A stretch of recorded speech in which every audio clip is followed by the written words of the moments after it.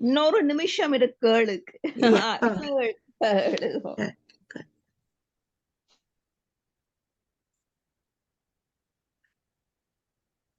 இப்ப இன்றைக்கு நீங்கெல்லாம் மாடரேட்டர் ராஜினி. வணக்கம் எல்லாருக்கும். வணக்கம் எல்லாருக்கும். இல்ல வந்திருக்கிற எல்லாரையும் வரவேற்று கொண்டு இன்றைய தலைப்பு போர் வடுக்கள் இன்றைய சந்ததியில் ஏற்படுத்தி இருக்கும் தாக்கங்கள். War and Intergenerational Trauma.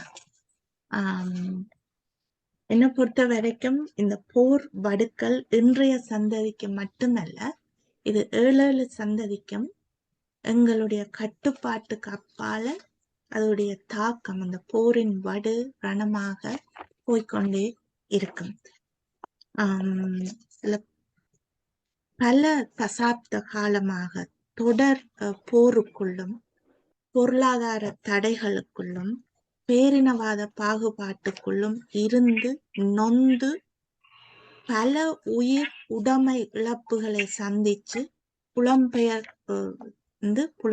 தேசங்களில் வாழும் நாம் பல முன்னேற்றங்களை கலாச்சார, பொருளாதார, கல்வி, அரசியல், இன்னும் நாங்கள் எண்ணிடாத பல முன்னேற்றங்களை நாம் கண்டுகொண்டு வளர்ந்து கொண்டு வந்து கொண்டிருக்கின்ற போதும் போரின் வடுக்கள், பொருளாதார தடையினால் ஏற்பட்ட வடுக்கள் இன்னமும் சாதாரணமாக கதைத்து கையாள முடியாத, சிகிச்சை பெற முடியாத அநியாயமான சமூக வெட்க அற்ற உணர்வுக்குள் நாங்கள் சிக்கி தவித்து மடிந்து கொண்டிருக்கின்றோம். இந்த நோய்,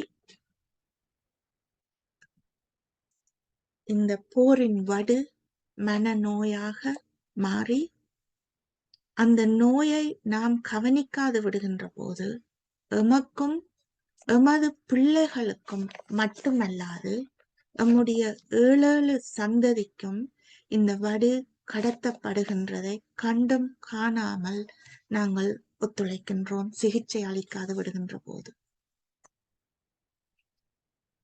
இந்த போரின் வடுக்களால் சிக்கி தவிக்கின்றவர்களை அனுசரிக்காமல், சிகிச்சை அளிக்காமல், வழிப்படுத்தாமல் இருப்பது தவறு.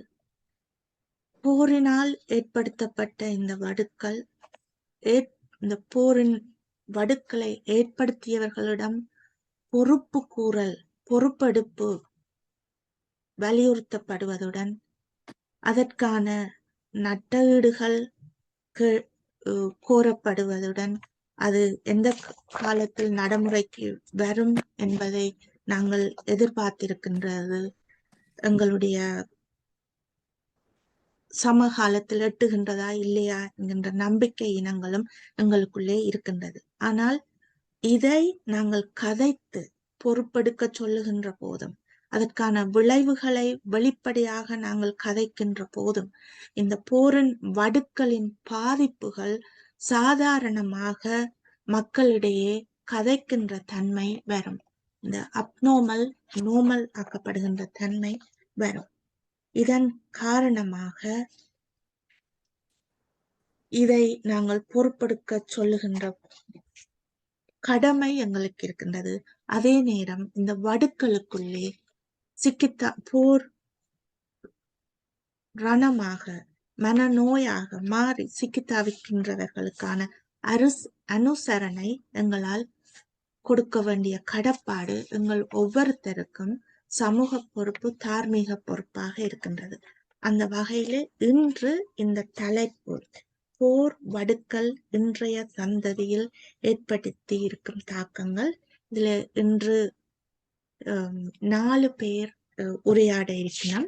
அதுல முதலாவது ஃபாதர் சந்திரகாந்தன், உங்கள் எல்லோருக்கும் நன்கு அறிமுகமான ஃபாதர் சந்திரகாந்தன் முதலாவதாக போக இருக்கின்றார். அவர் ஒரு மருத்துவ அறவியல் பேராசிரியர். சென்ட் மைக்கேல் போதனா வைத்தியசாலை ஓடு கூடிய டொரண்டோ பல்கலைக்கழகத்தோடு இணைந்துள்ள சென்ட் மைக்கேல் போதனா வைத்தியசாலையில் மருத்துவ அறவியல் துறை பேராசிரியராக கடமையாற்றுகின்றார். அவருடைய உரையை முதலாவது கேட்ட பின்பு நான் மெட்டாக்களை நான் அறிமுகம் செய்கின்றேன். ஃபாதர், களம் உங்களுடையது. நான் பேசுறது கேட்கிறதான்னு சொல்லி கேட்குது சொன்னா கையை ஏத்துங்க. கேட்குதுன்னு சொல்லி சொன்னாங்க. ஓகே. நாங்கள் எங்களுடைய இன்றைய சிந்தனைக்காக எடுத்துக்கொண்ட இந்த விடயம் மிகவும் முக்கியமான ஒரு விடயம் மட்டுமல்ல, எல்லோரையும் ஏதோ வகையிலே ஏதோ அளவிலே பாதிப்புக்கு உள்ளாக்கிய ஒரு விடயம் என்பதை நாங்கள் நேர்மையோடு உள்ள சுத்தியோடு ஏற்றுக்கொள்ளவும் வேண்டும். நான் உள்ளடங்களாக இதை பற்றி நாம் பேசுவதும் எழுதுவதும் சிந்திப்பதும் இதை விளங்கிக் கொள்வதற்காக நாங்கள் ஒன்று கூடுவதும் இதை எவ்வாறு இதிலிருந்து நாங்கள் மேலே செல்லலாம், எங்களை மாற்றிக்கொள்ளலாம் என்பதை பற்றி சிந்திப்பதும் மிகவும் அவசியமானவை. ஆகையினால் அந்த வகையிலே நாங்கள் இந்த வடுக்களை ஒரு குறிப்பிட்ட அம்சத்தினூடாக பார்க்கின்றோம். இன்டர்ஜெனரேஷனல் அல்லது டிரான்ஸ்ஜெனரேஷனல் என்ற கருத்து வட்டத்தினூடாக, அந்த கருதுகோளினூடாகத்தான் நாங்கள் அதை பார்க்க முனைகின்றோம். இங்க முக்கியமாக நாங்கள் விளங்க வேண்டிய 3 விடயங்களை பற்றி மட்டும் நான் பேச விரும்புகிறேன். அதில் முதலாவதாக ஒரு நிகழ்வை நான் என்னை மிகவும் பாதித்த பல நிகழ்வுகளில் ஒன்றை நான் தொடங்கி அதை கூறி தொடர விரும்புகின்றேன். 1995ஆம் ஆண்டின் ஆவணி மாதத்திலே நான் காலையிலே யாழ்ப்பாண பல்கலைக்கழகத்தில் அப்போது கற்பித்துக் கொண்டிருந்தேன். காலை 8:30க்கு நான் புறப்பட்டேன். என்றால் 9 மணிக்கு வகுப்பெடுப்பதற்காக. அப்படி சென்ற போது நான் அந்த நேரம் தங்கியிருந்த இடம் திருநெல்வேலியிலே ராசபாதை என்று சொல்லி சொல்வார்கள். ராசபாதையில் இருந்து வருகின்ற ஆடியபாதம் வீதி. ஆடியபாதம் வீதி டெம்பிள் ரோடு, எங்களுடைய கோயில் வீதியோடு சந்திக்கின்ற போது ஆடியபாதம் வீதியிலிருந்து ராசபாதை தொடங்குகின்றது. நான் அந்த பாதைக்கு வர முன்பாக எங்களுடைய அதிலிருந்து ஒரு 200 யார்டு தள்ளித்தான் என்னுடைய இருப்பிடம் இருந்தது. அங்கிருந்து நான் புறப்பட்ட போது மேல 2 பாம்பர்ஸ் என்று சொல்லி சொல்லுவோம், இந்த குண்டு வீச்சு விமானங்கள் வந்தன. அதிகமாக எல்லாருக்கும் தெரியும், 2 வந்தால் 1 தான் குண்டை வைத்திருக்கும். 2 ஒன்றாக வரும். சில பாதையில மாறி மாறி போயிட்டு திடீரென்று போடுவார்கள். அப்ப எல்லாரும் நான் பார்த்தேன், அது வட்டம் போட்டு கிட்ட ஓரளவுக்கு திருநெல்வேலிக்கு மேல வருவது போல இருந்தா, அப்ப நான் சைக்கிள் அதிலேயே நிப்பாட்டிட்டு படுத்துட்டேன் எங்களுடைய நிலத்துல. எங்களுடைய சவேரியார் கோயிலுக்கு முன்னால அல்லது அங்கிருந்து ராமசாமி பெரியாரி வீட்டுக்கு முன்னால உள்ள தெருவில் இருந்து கொஞ்சம் ஒரு பக்கத்துல நான் படுத்து விட்டேன். அந்த விமானம் தாழ வந்து ஏறத்தாழ நான் நினைக்கிறேன் கல்வியங்காட்டு சந்தைக்கிட்ட அந்த பொம்மை அது தட்டி இருக்க வேண்டும். அது அப்படியே காற்றோடு விழுபட்டு வந்து அந்த பிள்ளையினுடைய வேகத்தோடு வந்து ராசபாதையிலே சேவ் த சில்ட்ரன் ஃபண்ட் என்று சொல்லி சொல்வார்கள். குழந்தைகளுடைய பாதுகாப்பு நிதியகம் ஒன்று யூகேயும் ஸ்வீடனும் சேர்ந்து இணைத்தது. அதில் இப்பொழுது பிரிஸ்டல் பல்கலைக்கழகத்தில் பேராசிரியராக இருக்கின்ற ஜான் குட் ஹேண்ட்ஸ் என்பவர் தான் வதிவிட பிரதிநிதியாக பணியாற்றி கொண்டு வந்தவர். அந்த வீடு எனக்கு நீண்ட காலமாக தெரியும். அந்த வீட்டில் தங்கியும் இருக்கிறேன். அது பேராசிரியர் கைலாசவதி அவர்களுடைய வீடு. அவர் 82 இறந்து விட்டார். அவர் கட்டிய வீடு அது. அதை அவர்கள் சேவ் த சில்ட்ரன் ஃபண்ட் தான் அதை எடுத்து நடத்தினார்கள். காலமே 8:15 விடப்பட்ட நேரம். பல பிள்ளைகள் பாடசாலைக்கு வருவார்கள். அதால அதிகமாக அங்கே பாடசாலை 9க்கு தொடங்கும். எங்களுடைய கல்வியங்காட்டு பாடசாலை மற்றது பக்கத்தில் உள்ளவைகள். அந்த 2 பொம்மையும் கிட்டத்தட்ட நான் நினைக்கிறேன் குறைந்தது 20-25 பிள்ளைகள் இருந்தார்கள். எல்லாம் ஒரு செகண்டுக்குள்ள நடந்தது. நான் படத்திலிருந்து எழும்புறதுக்கிடையில பொம்பரும் போயிட்டுது. நான் ஒரு 10 நிமிஷத்தால அந்த இடத்துக்கு போனபோது அங்கிருந்த இவர் ஜான் குட் ஹேண்ட்ஸ் வந்தார்.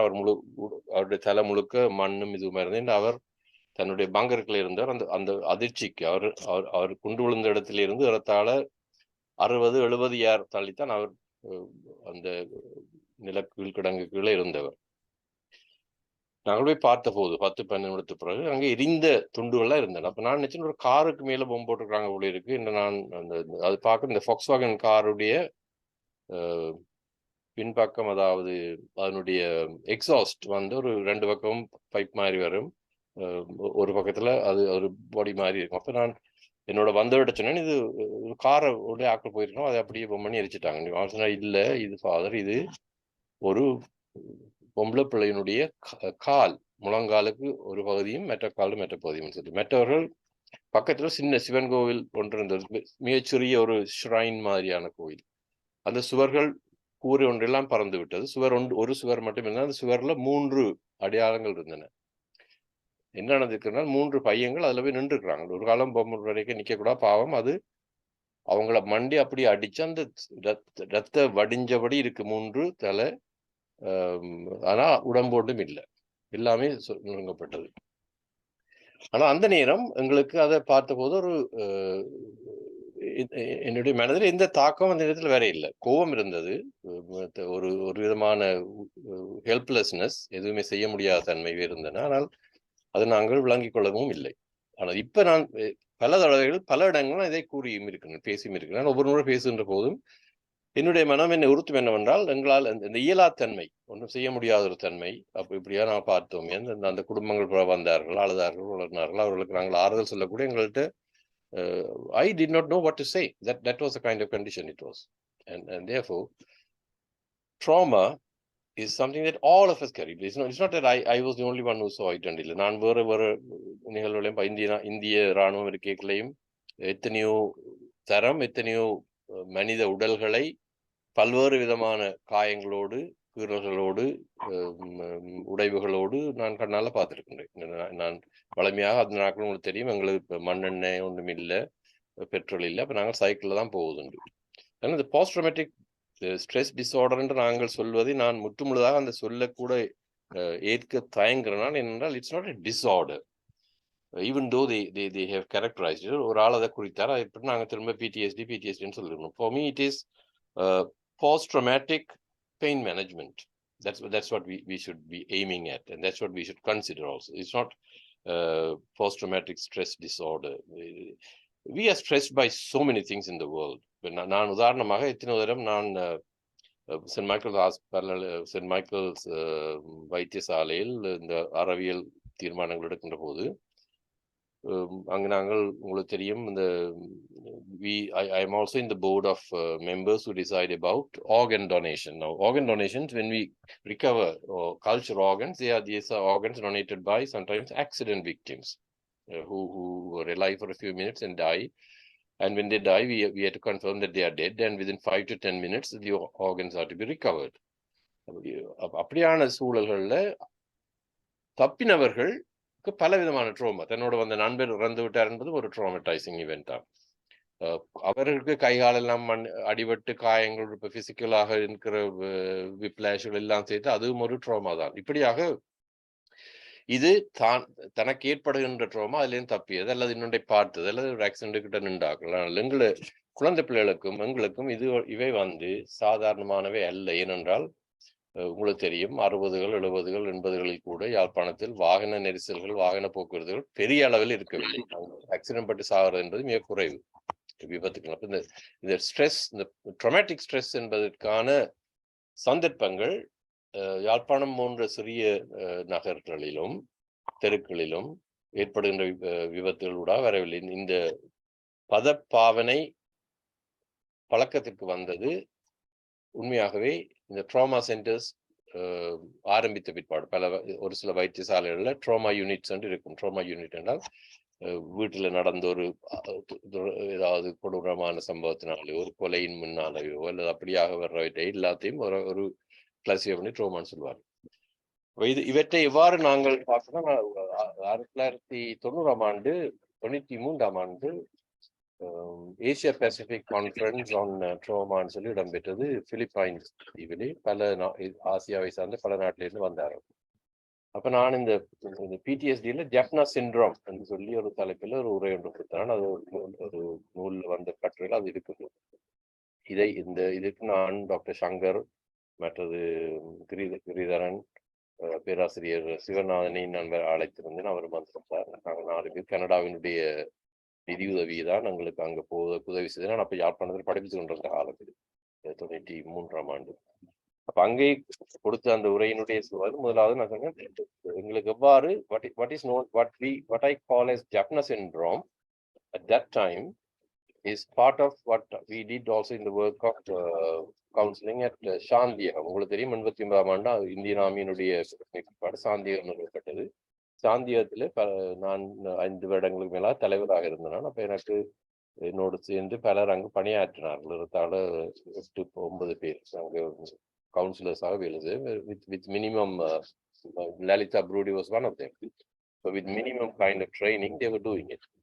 Now the first of these syndromes is getting agitated for any loud noise. யாராவது கதவறுக்கி பூட்டினால், அல்லது கதவறுக்கி சாத்தி அடிச்சால், அல்லது சத்தம் போட்டுக்குள்ள அழுதால், அல்லது ஒரு டாய் வரைக்கலாவது சத்தம் போட்டாங்க, யாருக்குமே அது கோபம் வரும் உடனே.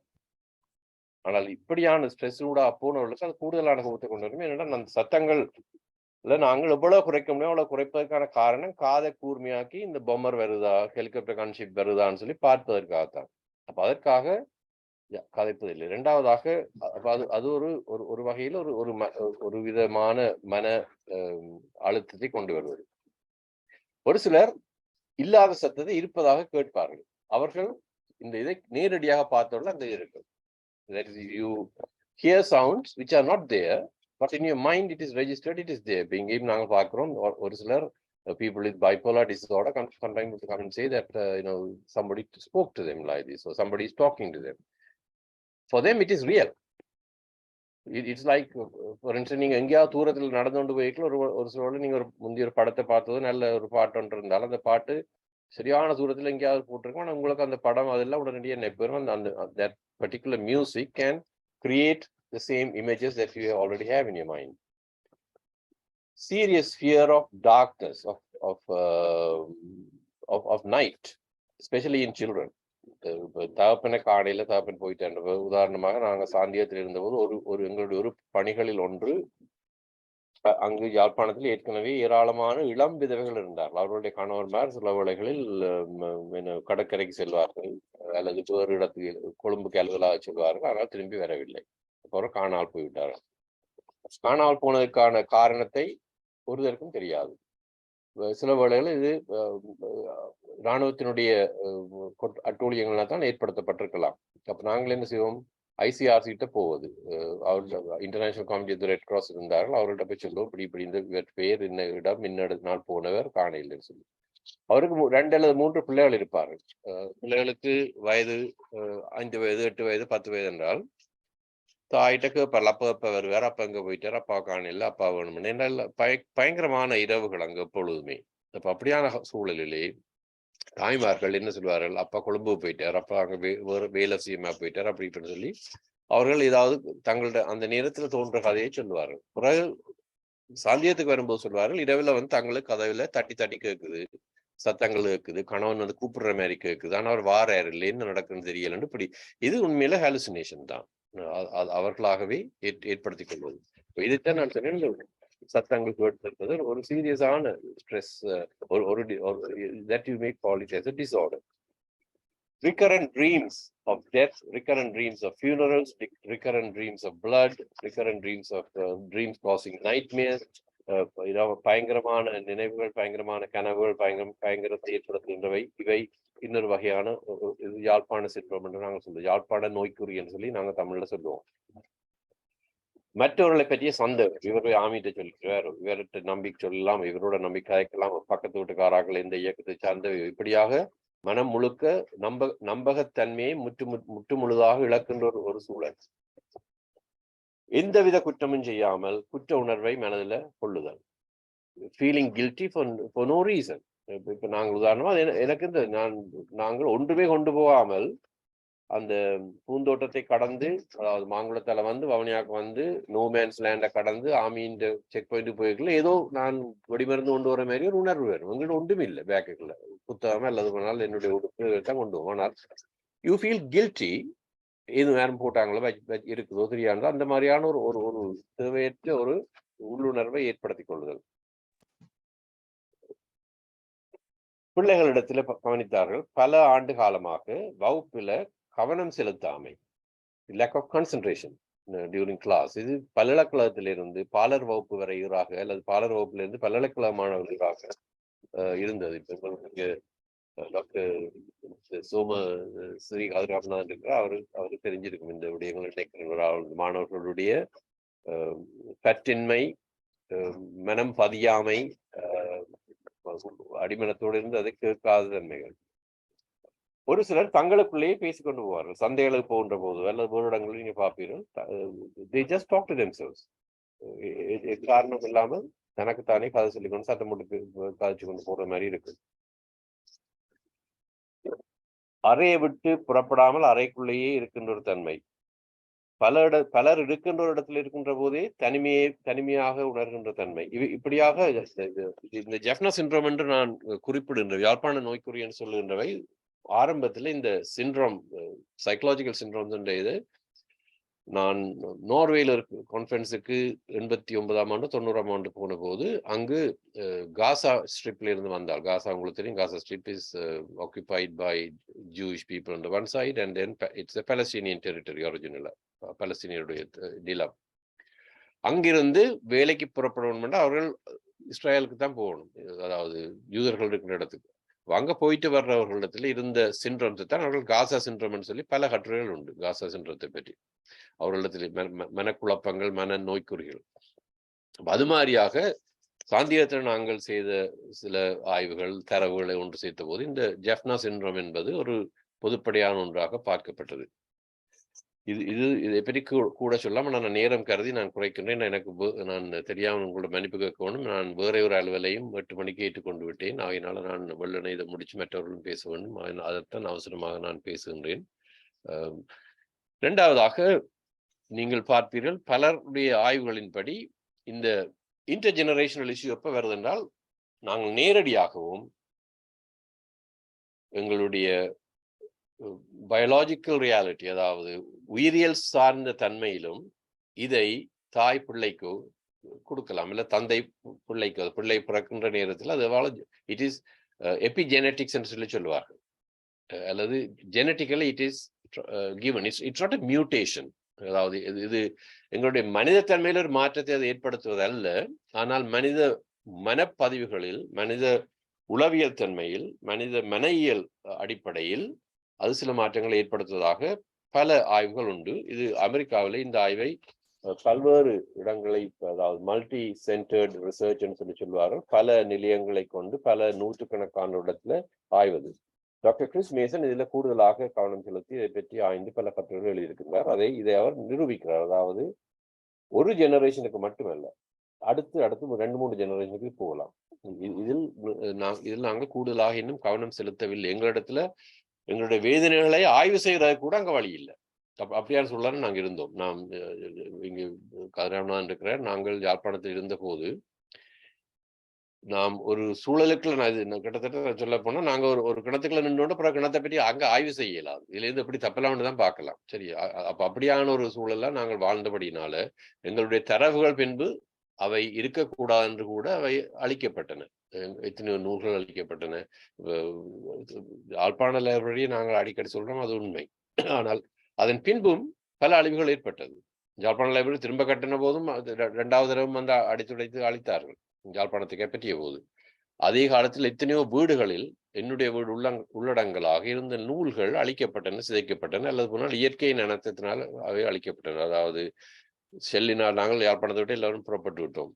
அக்டோபர் மாதம் 31ஆம் தேதி 1995ஆம் ஆண்டோடு யாழ்ப்பாணத்திலிருந்து ஏராளமான மக்கள் வடமராட்சிக்கோ அல்லது போனால் இங்காலே தென்மராட்சி பக்கமாக வந்து சென்று விட்டார்கள். அதனால் எங்களுடைய வீடுகளில் விட்டுட்டு வந்த இது இங்கே என்னிட்ட இருக்கிற நூல்களை விட 3 மடங்கு நூல்கள் அங்கே நான் சேர்த்து வைத்திருந்தேன். கிட்டத்தட்ட 70ஆம் ஆண்டிலிருந்து சேர்க்கப்பட்ட நூல்கள் எல்லாமே போனேன். நான் கையெழுத்து பிரதிகள் ஏராளமாக. அப்ப அதே மாதிரி எங்களுடைய பல்கலைக்கழகங்கள் இருந்தவையும் ஏராளமாக அவர்கள் வந்து மிலிட்ரியும் எடுத்தது, வேறு ஆட்களும் எடுத்திருக்கலாம். அங்கிருந்த உபகரணங்கள், பொருட்கள், ஃபர்னிச்சர் இவை எல்லாமே களவாடப்பட்டன. இப்படியாக போனவற்றோடு நூல்கள், தரவுகள், ஆக்கங்களும் சென்று அழிந்து விட்டன. ஆகவே இந்த விடயங்கள் பற்றி தொடர்ச்சியாக நியதியாக ஆய்வதற்கான சூழல்களும் இல்லை, அனைவே செய்யப்பட வேண்டும். இந்த கருத்துக்களைத்தான் நான் சொல்ல விரும்புகிறேன். நேரம் அப்படி தெரியாது. ரஜினி, நேரம் போயிட்டுதா? நீங்க இல்ல நீங்க கதைக்கலாம், இன்னும் ஒரு 5 minutes கதைக்கலாம். இறுதியாக நான் சொல்ல விரும்புவது என்னவென்றால், எங்களுடைய பிள்ளைகளை நாங்கள் ஏற்கின்ற முறை, நடத்துகின்ற முறை, விளங்கிக் கொள்கின்ற முறை, புரிந்து கொள்கின்ற முறையில நாங்கள் ஒருபோதும் அங்க ஊர்ல அப்படி செய்தோம் என்று சொல்லவே கூடாது.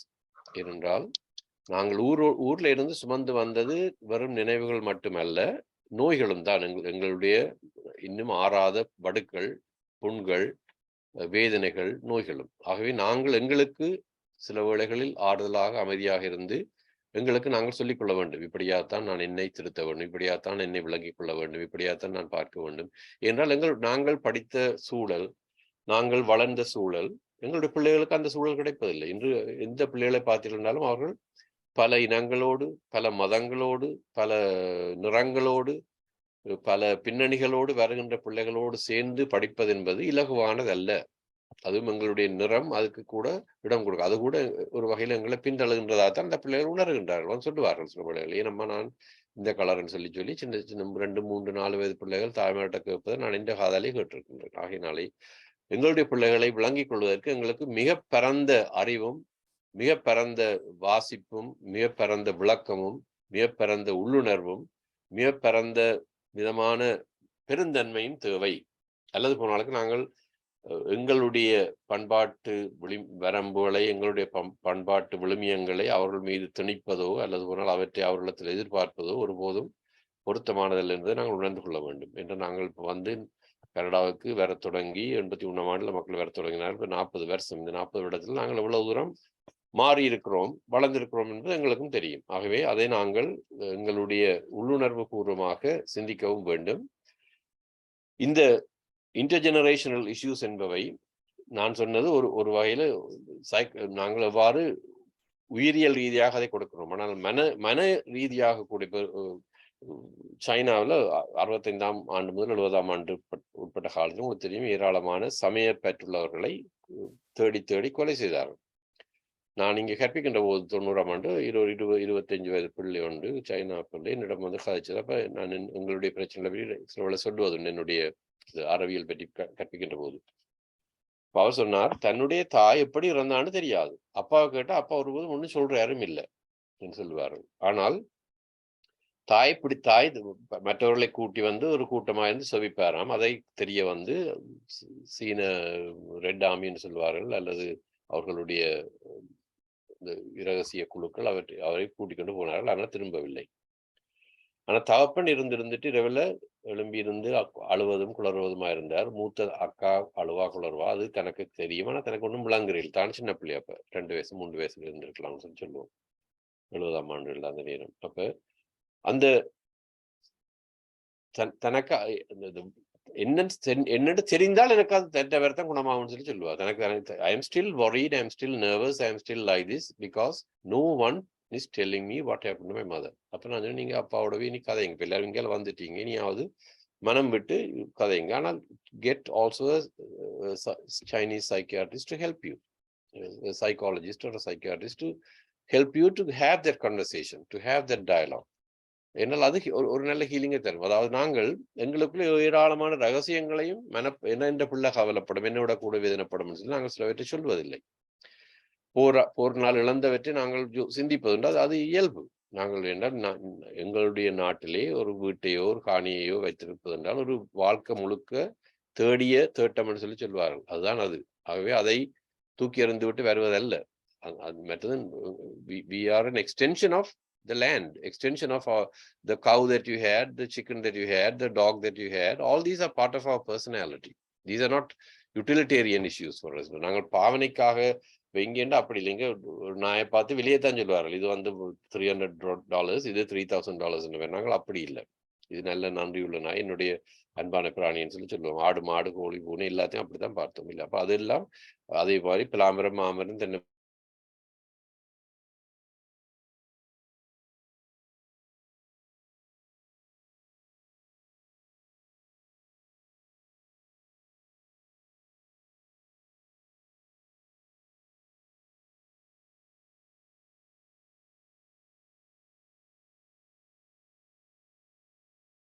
ஒரு ஹீலிங்காக அமையும். ஆகவே இந்த இன்டர்ஜெனரேஷனல் இஷ்யூ என்பது மிக பெரிய இஷ்யூ. இங்கே நல்ல உரையாற்றுவதற்கு பலர் இருக்கின்றார்கள். அவர்களுடைய உரையை பற்றி எனக்கு விருப்பம், ஆனால் I would be able to it, but I hope that they would give lots of insights. I'm giving you only a very introductory bird's eye view of things. ஒரு பறவை பார்வை மாதிரியே தான் நான் தாரேன். இதை கேட்டதுக்கு நன்றி. நன்றி. மேனேஜ்மெண்ட் சரியா, இந்த ட்ரோமாவால இளம் ஆக்களுக்கும் சரி பெரிய ஆக்களும் சரி ஏராளமான cultural confusions, religious confusions, gender confusions, even identity confusion gender related confusions இப்படி இருக்குது. நாங்கள் எல்லாத்தையும் பொத்தி மூட பார்ப்போம், அல்லது போனாலுக்கு ஆங்கிலேய அல்லது ஐரோப்பிய மாடலுக்குள்ள எங்களோட பிரச்சனைக்கு தீர்வு இருக்குன்னு நினைப்போம். அதுவும் கூடாது. நன்றி ஃபாதர். Thank you father. அடுத்ததாக மூன்று பேச்சாளரையும் நான் ஒரேடியாக அறிமுகப்படுத்துறேன்.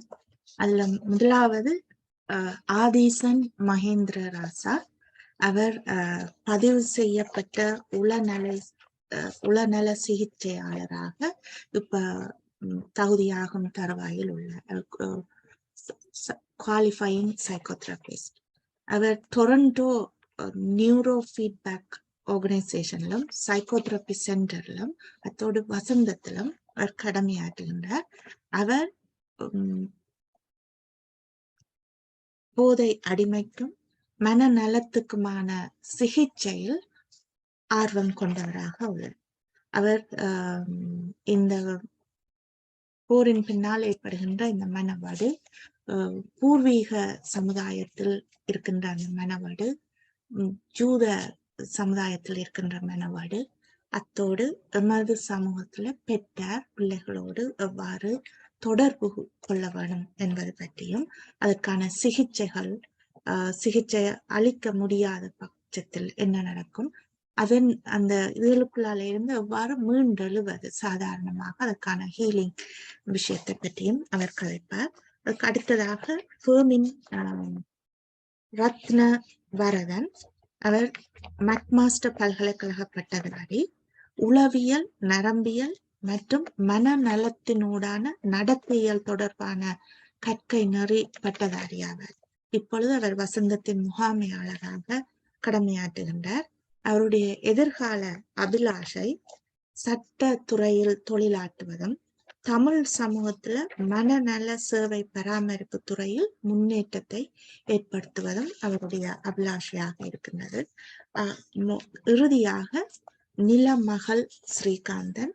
அவர் மக்மாஸ்டர் பல்கலைக்கழகத்துல இறுதி ஆண்டு மாணவியாக இருக்கிறார். அவரும் அதே கற்கனரி உளவியல், நரம்பியல் மற்றும் மனநலத்துடனான நடத்தையியல் தொடர்பான இளங்கலை இறுதியாண்டு மாணவியாக இருக்கின்றார். அவரும் வசந்தத்திலே கடமையாற்றுகின்றார்.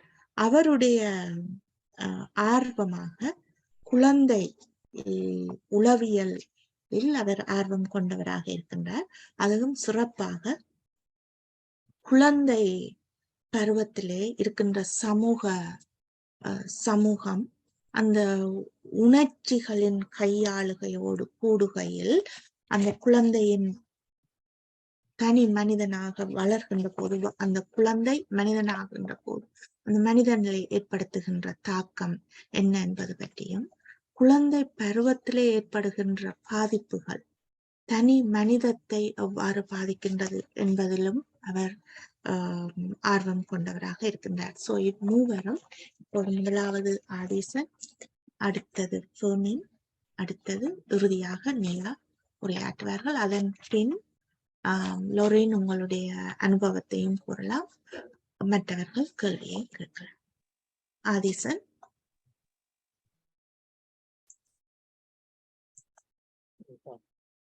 Hi everyone, can you hear me? Hello. Yes. Yeah. Okay, great. This is a very important topic, so I'm happy to be here. I'm happy to have this conversation with all of you. The Chefna syndrome, Father Chandrakandan mentioned, it's my first time hearing that. I'm glad that he said that, because our experiences are different. right? Some of the symptoms we're seeing, they are different. I'm going to look into that a bit more, but appreciate you sharing that with us. If you're still here, Father Chandrakandan, thank you.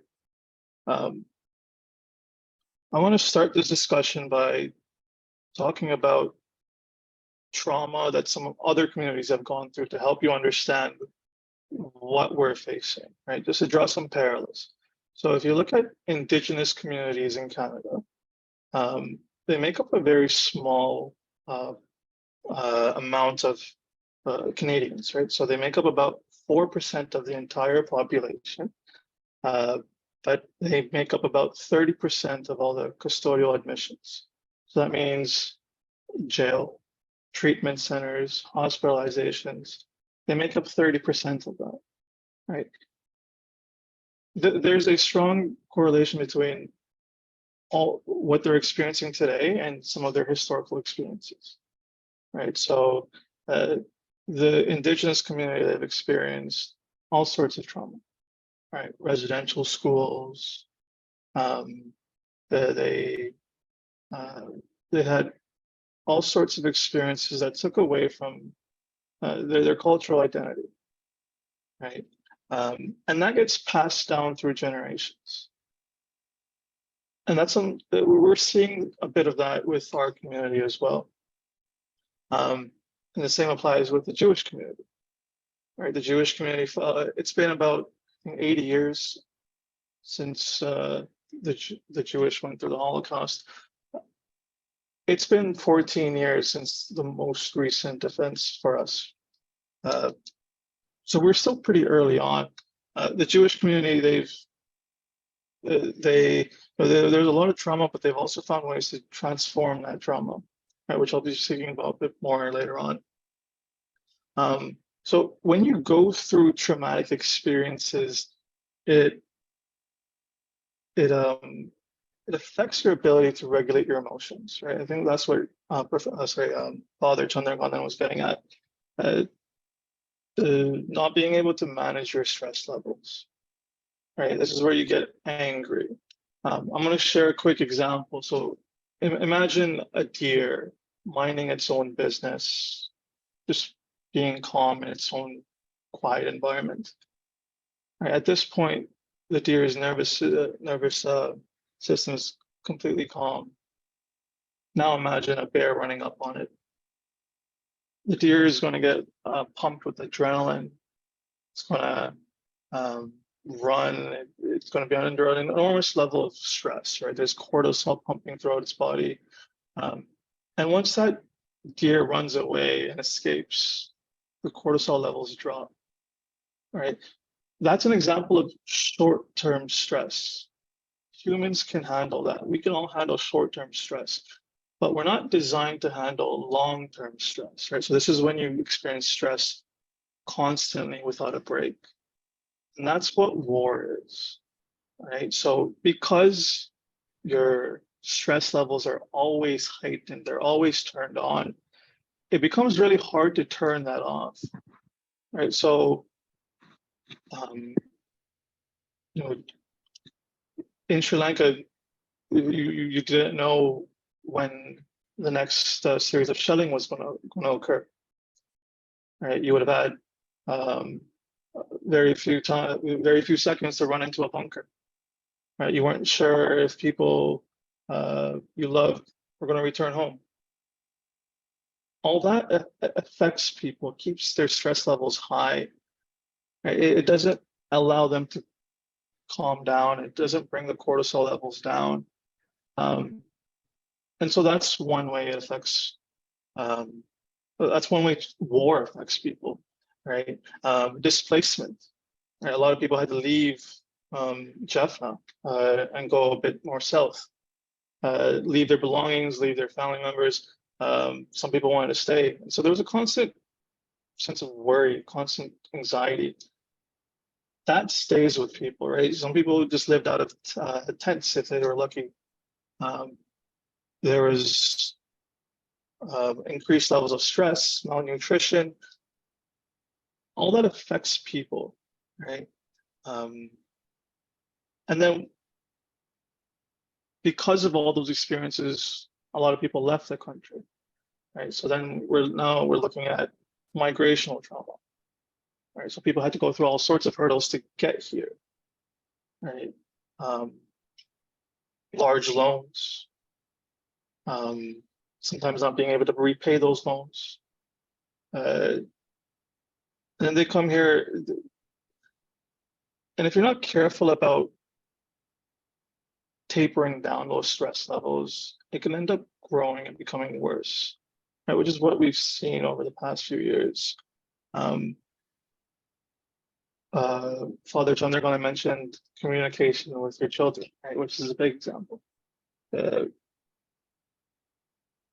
When your stress levels are always heightened, it's very hard to be calm and communicate in a healthy way, right? Or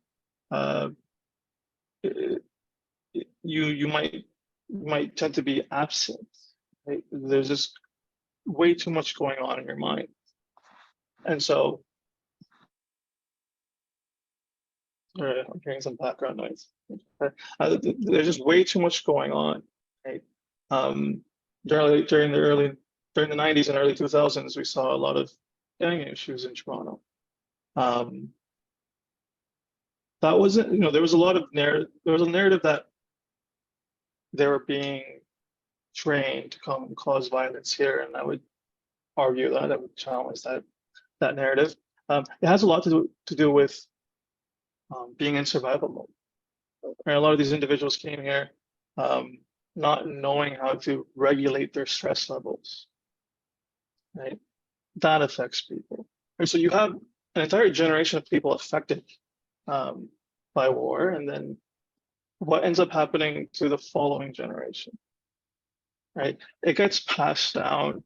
So very small example, if you look at mice who are conditioned to fear the smell of cherries, ended up having children and grandchildren who both feared the smell of cherries. It's a very small example, but this can give you a sense of how this can affect us. Right? We still haven't seen the full extent of the generational trauma that we're experiencing. I would consider this to be some of the earlier phases. Adison? Yeah. Sorry, I'm sorry to put you on the spot. The person from UN, she left. So if possible, you can add some Tamil words too. Oh, okay. All right. Okay. Thank you. Yeah, no worries. Where was I?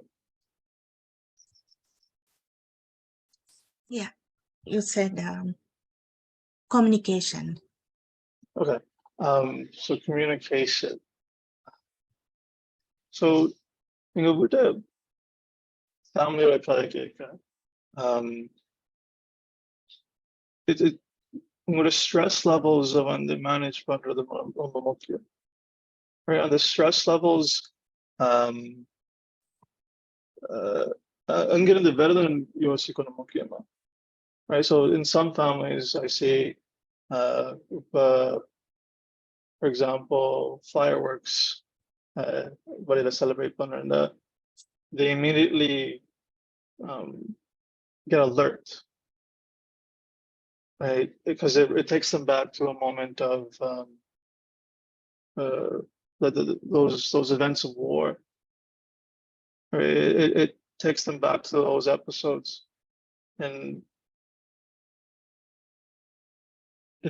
so it's very important that you're mindful of how you communicate at home.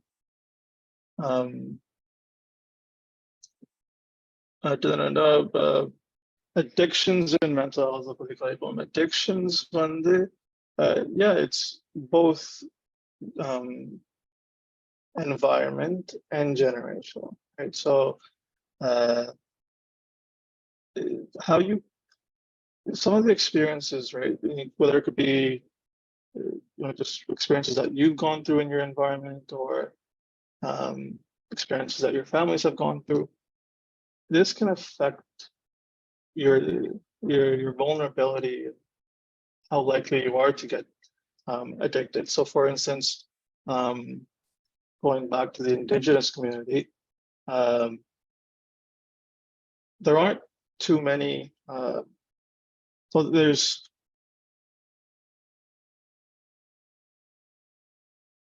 a lot of their current addictions that we're seeing has to do with their historical experiences.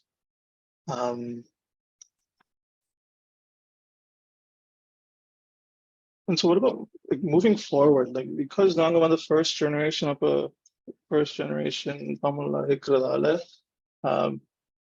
this is a special time. It's an important time.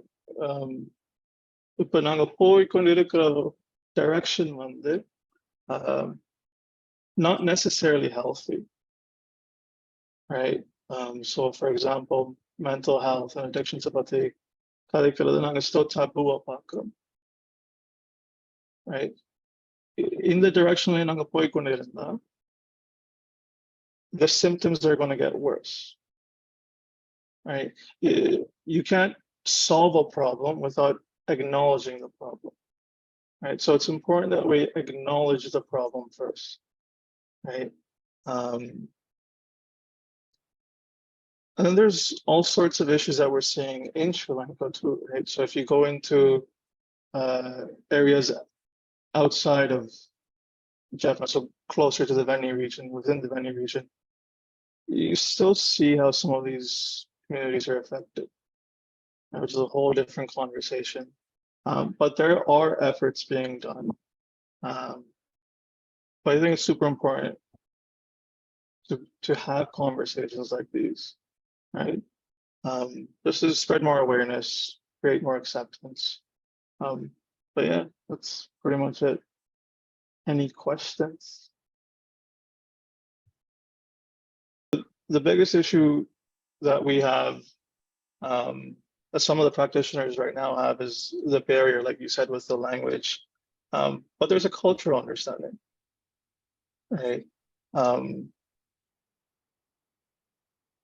As for what we're going to do in the future, efforts are being done.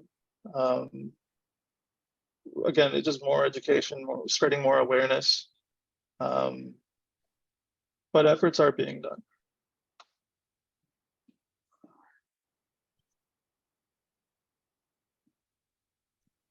Thank you, Alison. அடுத்ததாக ஆதிசன் தொடர்ந்து நீங்க இருப்பீங்க, அவர் இருப்பார். அடுத்ததாக Fermin. Hi, everyone. I want to apologize because my talk is going to be in English. But I want to start by saying it's an honor and a privilege for me to be speaking here today in front of all of you, esteemed professionals and individuals from all different walks of life who have taken the time to be here today and be involved in the betterment of our Tamil community. Today, I'm generally going to be talking about what post-traumatic stress disorder is and how it affects our community, barriers to mental health care within the Tamil community, how parents pass on trauma and mental illness to their children, and how we can reduce stigma surrounding mental health in our community so that more individuals can get the care that they deserve. I'm the product of my parents who fled Sri Lanka due to the Civil War. I grew up surrounded by individuals who carried with them countless experiences of fear, loss, and grief. All the experiences I have heard about the war over the course of my lifetime always included the same topics, which were fleeing, shootings, bombings, and death. Just when I thought I had heard the worst, someone always shares with me a story that exceeds that. And my goal today is not to litigate whether the war was justified or not, but to explain how inevitably I and other children of this generation carry the burden of our parents' and our community stories. As someone who had the privilege to be born in Canada, I can't understand how members of my family and our community deal with the trauma of having lived in a war-torn country. It is very common for individuals who have lived in war-torn countries to experience post-traumatic stress disorder. Symptoms of PTSD include recurrent memories of the traumatic event, upsetting dreams or nightmares, severe emotional distress or physical reactions when something reminds them of the event, and there are many more things which Father Chandrakanthan explained in more detail. If PTSD is left untreated, co-occurring mental disorders can occur, such as anxiety and depression, and these disorders are known to cause a host of physical issues such as heart problems, digestive issues, sleep disorders, and many more.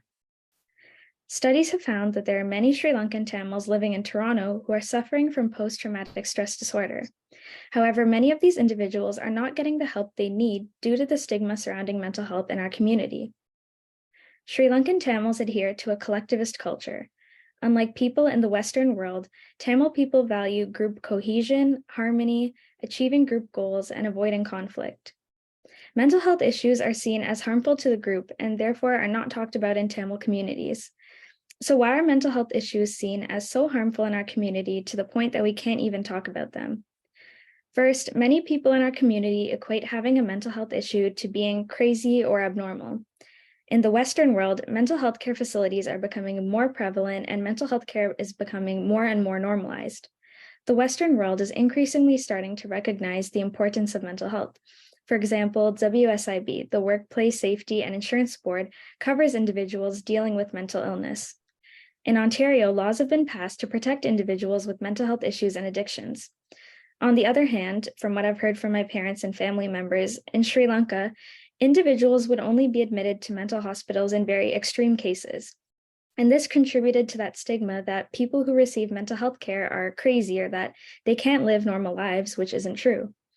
And because Tamils adhere to this collectivist culture, getting mental health care poses the risk of tarnishing not only one's own reputation, but their entire family's reputation, which could disrupt group dynamics. It's even more difficult for Tamil men to receive mental health care due to gender socialization. In our culture, many men feel the pressure to be seen as someone who is strong and shows no weakness. And due to this, many Tamil men often turn to alternate methods to console themselves, such as alcoholism, which is another very prevalent issue in our community.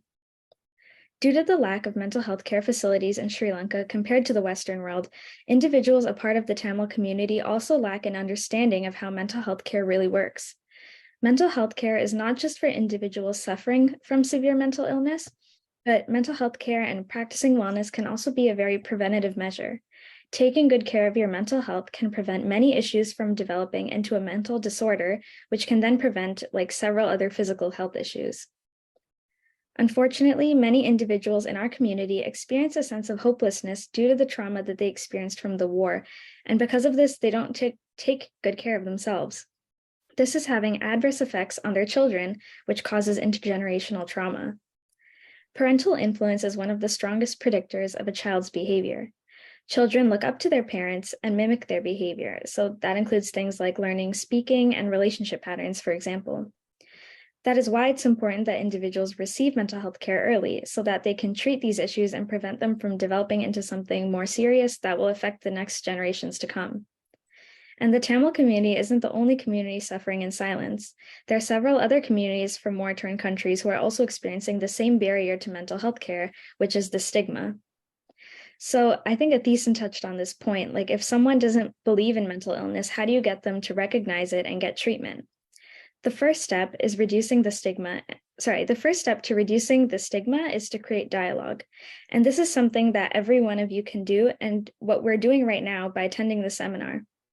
We should normalize talking about mental health in our family and within our community. So go up to your parents, children, or grandparents and ask them how they're feeling. As I mentioned earlier, Tamils adhere to a collectivist culture. Let's use this to our advantage. Family members play an important role in recognizing the preliminary or telltale signs when someone has a mental health issue and helping them get the support they need. If you can begin a dialogue with someone that uplifts and normalizes mental health care, slowly but surely, we can change the way our community views mental health care and get more people the help that they really deserve. So let's stop intergenerational trauma in this generation. And that's all I prepared for today. If you have any questions, I understand Tamil, so feel free to ask. Thank you. Thank you for me. Perminuடைய உரை சாராம்சமாக நாங்கள் mental மனநலம் மனநோய் பற்றி வெளியில கதைக்காம இருப்பதன் மூலம் அது anxiety, depression பற்றிய ஏனைய நோய்களை உருவாக்குவதுடன் மட்டுமல்லாது மாரடைப்பு, செமிபாட்டு பிரச்சனைகள் பற்றிய ஏனைய உடல் பௌதீக நோய்களையும் இது உருவாக்குகின்றது. தமிழ் சமூகம் ஒரு குழுவாக, குழுமமாக, பண்பாட்டு குழுமமாக இருப்பது நல்ல விஷயம். ஆனாலும் இந்த மனநோய் பற்றிய விஷயத்தை பற்றி நாங்கள் வெளிப்படையாக கதைப்பதில்லை. அது அந்த நபரை மட்டும் பாதிப்பதில்லை, சுற்றி இருக்கின்ற குடும்ப உறுப்பினர்கள், சொந்த பந்தம் எல்லாரையுமே அது பாதிக்கின்றது. ஆகவே இதை சாதாரணமாக்குவதற்காக முதல்ல இந்த சமூக வெட்கத்தை அகற்றுவதற்காக நாங்க வீட்டிலே கதைக்க தொடங்கி குடும்ப உறுப்பினர்களோடு ஒவ்வொருத்தரோடும் நாங்கள் இதை சாதாரணமாக கதைச்சு சிகிச்சை எடுக்க முயற்சிக்க வேண்டும். இதுதான் அவருடைய சாராம்சம். அவர் மிகவும் ஆழமாக அதை கொண்டு போனார். நன்றி ஃபெர்மின். நாங்கள் கேள்விகளை இறுதியிலே வைத்துக் கொள்வோம். நிலா, உங்களுடைய சமர்ப்பணம். Nila, yeah. Headphones Yeah. from the. Good. Okay. Madam, so bear with me. I'm sorry. So we talked about how war is traumatic for people that experience it, right? Other than like உங்களுக்கு அதை affect பண்ணும். ஆனா உங்களுக்கு மட்டும் அதை affect பண்ணாது, உங்க ஃபேமிலிக்கும் உங்க சில்ட்ரனும் affect பண்ணும். Right? I will like kids வந்து அங்க பிறந்தாலும் sometimes அவங்களுக்கு அது memory ஒன்றும் இருக்காது. They don't remember anything. Or இங்க வந்து பிறந்தாக்கு you would think, oh, அவளுக்கு அந்த effect அவ்வளோ இருக்காதுன்னு. But unfortunately, நாங்க வந்து ட்ராமாவை நாங்க ட்ரீட் பண்ணிருந்தா எங்க ஃபேமிலியும் கிட்ஸும் அதை affect பண்ணோம். So we talked about some of the symptoms for like PTSD and the stress and trauma. And other கொஞ்சம் வந்து like flashbacks இருக்கும், அடுக்கிறது கொஞ்சம் கஷ்டமா இருக்கும், irritability அதான கூடும். ஸோ எல்லாத்துக்கும் கோவம் வருமென்று ஃபாதருக்கு Kutch பண்ணியிருந்தவர்.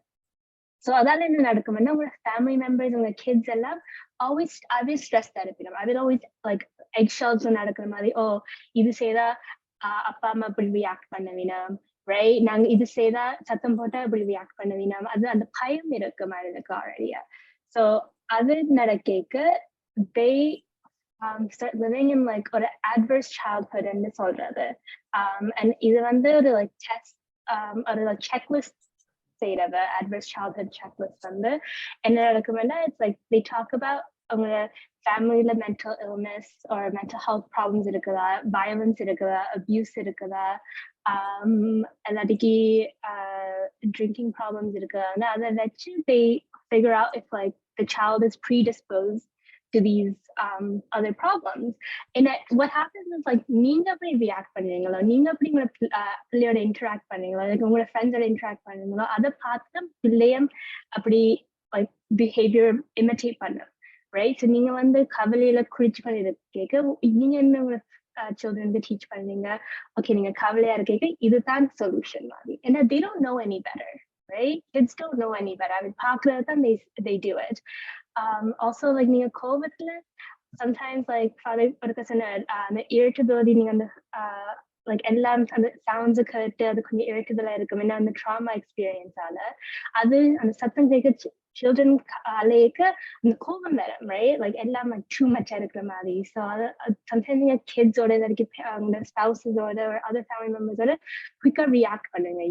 You react in anger. Other kids they don't know any better, right? So they think that, oh, I'm the problem. Appa amma don't love me. Naan too much இருக்கிறேன், நான் வந்து அவளுக்கு என்னல விருப்பம் இல்லைன்னு தான் அது அப்படிதான் அவள் நினைப்பீங்க. நீங்க எவ்வளவு சொன்னாலும் it's an immediate response. It's a gut wrench reaction, right? If someone yelled at you, you don't immediately start thinking of, oh, I will get a பிரச்சனையா இருக்கு, I will maybe finances கஷ்டப்படுவேன், I will குடும்ப பிரச்சனை. That's not your immediate reaction. உடனே ஓ என்னல தான் பிள்ளை மாதிரி இல்லாட்டி அங்களுக்குள்ளுக்கு ஒரு பிரச்சனை இருக்கிற மாதிரி தான் நினைப்பீங்க. So other what kids do is they internalize it. In a சின்ன வயசுல இருந்து they internalize everything. Oh, it's like they think, oh, amma and appa don't love me. But 20 years or like 10 years ago, it's still like a deep-rooted belief in a kena verisama, especially when your trauma is not treated. Kena verisama, that's the experience, that's the belief they have.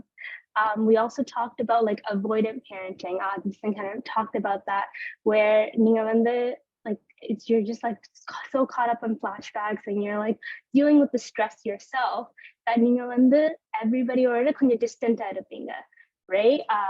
Like வெளியில போறது அவ்வளவு விருப்பமா இருக்காது, ஆக்களோட கதைக்கிறதுக்கு அவ்வளவு விருப்பமா இருக்காது, because you're still trying to deal, you're trying to like understand what you're experiencing.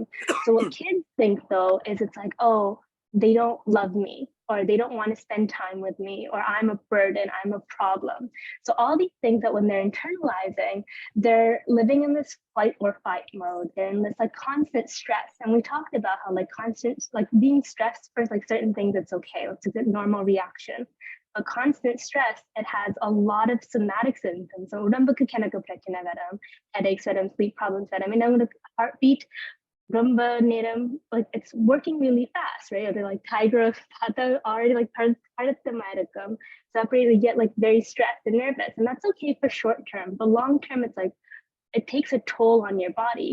But also there's a psychological aspect to that too, right? You're predisposed to anxiety and depression because already the stress that stress every little thing உங்களுக்கு அந்த stress கூடயா இருக்கும், right? கொஞ்சாக்களுக்கு let's say when you're taking tests, right? The test anxiety, the tests when they're already stressful and they get stressed, and that's normal. But if you're already someone that's always stressed at a extra stress that so you react more to it, you internalize that more, and it like when you fail something, you internalize that even more. It's like, oh, I'm a failure, right? But like those kids that are constantly stressed, it's like, oh, I'm the problem, I'm a failure. They don't think of anything else. And they've internalized, they've been like, oh, amma appa kovapata naan dhaan prachana. Even if amma appa tell you that they love you, right? Even if they're constantly being like, oh, like sorry, like, oh, idukadam kovapatan sonnalam thirupi thirupi adu nadaketa, you start to think, oh, maybe I am the problem. And so what happens is like there's like a divide between a parent and child, right? Because constantly on the sake interact you're either afraid that you're adding to your parents' problem, or you're afraid of being punished for speaking up. So sometimes what happens is like I know that we tend to react out of anger when we're trying to show concern or worry, right?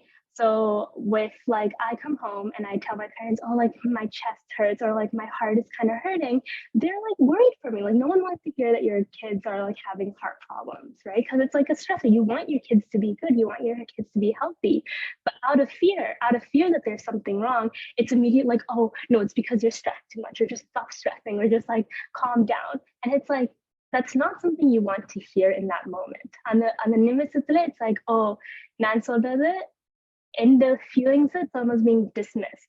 Like, okay, நான் கஷ்டப்பட்டு இப்படி சொல்ல எனக்கு lecture தான் இப்ப வருது, so anyway அது சொல்ல மாட்டேன்னு you start doing that more. So you start hiding from your parents, you start shoving down your emotions, right? Instead of talking about it, நீங்களும் அது you bury and you bury and you bury, and then eventually, like with everything else, you can't just bury your problems and expect them to go away. One day, ellam explode pannum. Ad explode panna, whether it's mental health problems, some like physical problems. It takes a toll on the body. And so I talked about like adverse childhood behaviors. And so one of the tests that they do is like they'll ask you if it's like, okay, do you your parents or any other adults in your household often or very often swear at you, insult you, put you down? Do they make you afraid that you might be physically hurt? And so it's like, it's asking about your safety. And although like no one wants to hurt their kids, none of anyone that's been affected by the war, any parent, no one wants to hurt their kids. Or the kids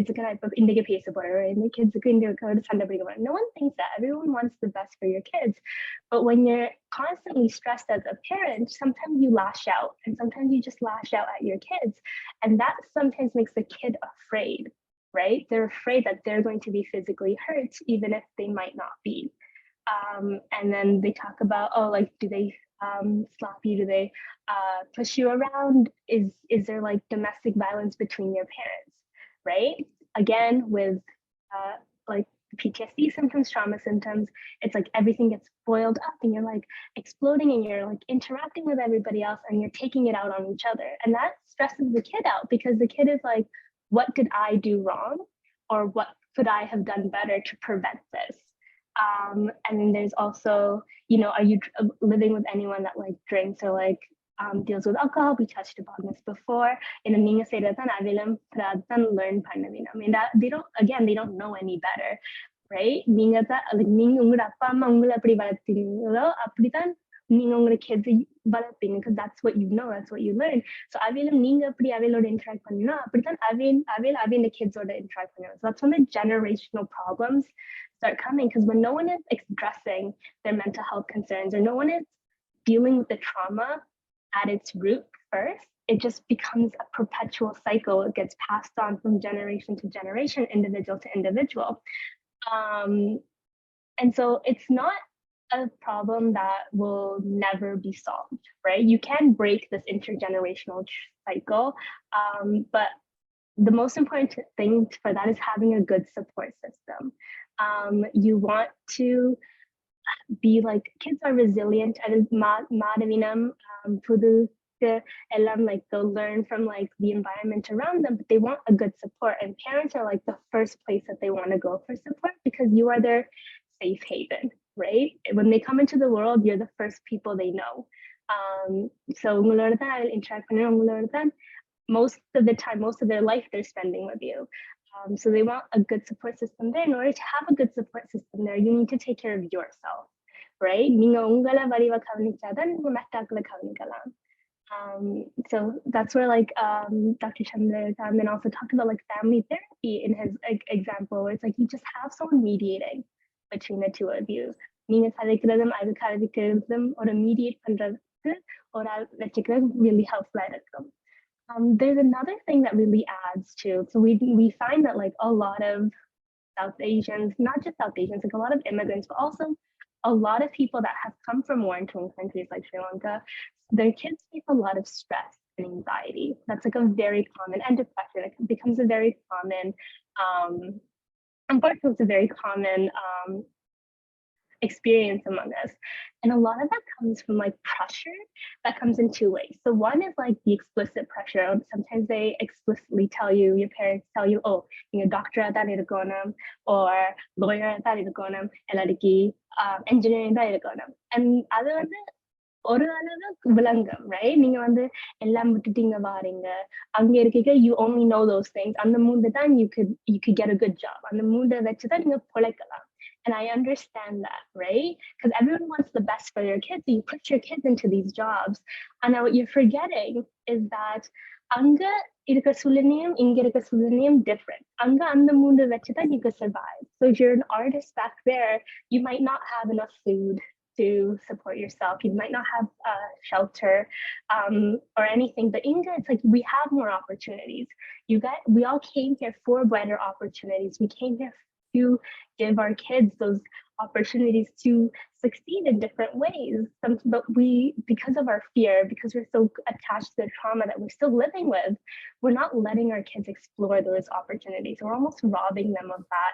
And that becomes a pressure in and of itself. But there's also the other type of pressure, the indirect pressure, where நீங்க வந்து சொல்ல மாட்டீங்க, நீங்க doctor தான் இருக்கணும், lawyer engineer தான் இருக்கணும், ஆனா the kid will feel that way.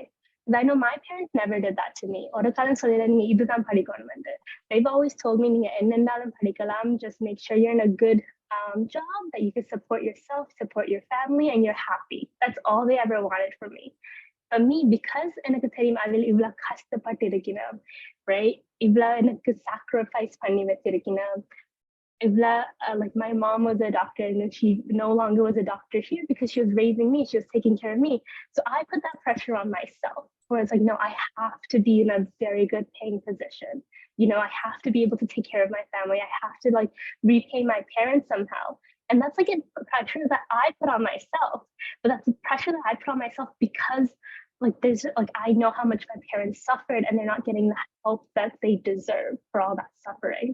So that I've internalized, and that like adds a lot of stress to myself. And I know it's bad. Like this is what I study. I can study with the and it's like not something you can help, because years, like for 20 years, that's all you see, that's all you hear about everyone struggling, you hear everyone who's like sacrificed so much, family members that are lost, jobs that they've had to give up, they've like left with nothing and they came here to give me everything, so you want to do the best.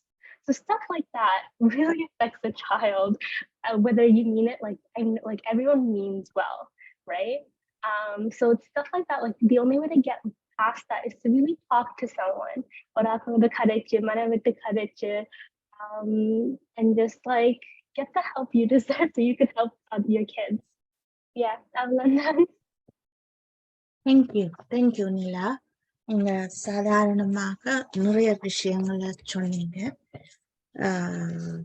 இது சிறு பராயத்துல வீட்டுல இந்த மனநோயை கையாளாட்டி அது எப்படி குடும்பத்துல பரவுது, வன்முறையாக மாறுது, அது பிள்ளைகளுக்குள்ள அடுத்தடுத்த ஜெனரேஷனுக்கும் போகுது. இமோஷன் எப்படி எங்களோட உணர்வுகளை, பிரச்சனைகளை நாங்க கையாளுறோம், இமோஷனல் ரெகுலேஷன்ஸ் அது எப்படி அவையோட ஆளுமையில கோப்பிங் மெக்கானிசமா அவர்கள் அதை லேர்ன் பண்றார்கள். மற்றது பெற்றார்கள் செய்கின்ற விஷயங்கள், கத்துறது, பேசுறது, அது பிள்ளை நினைக்கும் தான் பிழை, தான் செய்கின்ற காரணத்தால தான் இப்படி நடக்கின்றது, நான் தான் பிழை செய்துட்டேன், நான் என்ன பிழை, நான் எப்படி என்ன சரியாக்கலாம் என்று தன்னை ஒரு குற்ற உணர்வு படலத்துக்குள்ள போடும். அவை இதை இப்படி செய்யாது, யாரும் அப்படி செய்வதற்கென்று யோசிப்பதில்லை, ஆனால் ஸ்ட்ரெஸ் நிமித்தம் நாங்கள் அப்படி செய்கின்றோம். அதை எவ்வாறு செய்யாமல் இருப்பது என்பது பற்றி. தேங்க்யூ நிலா.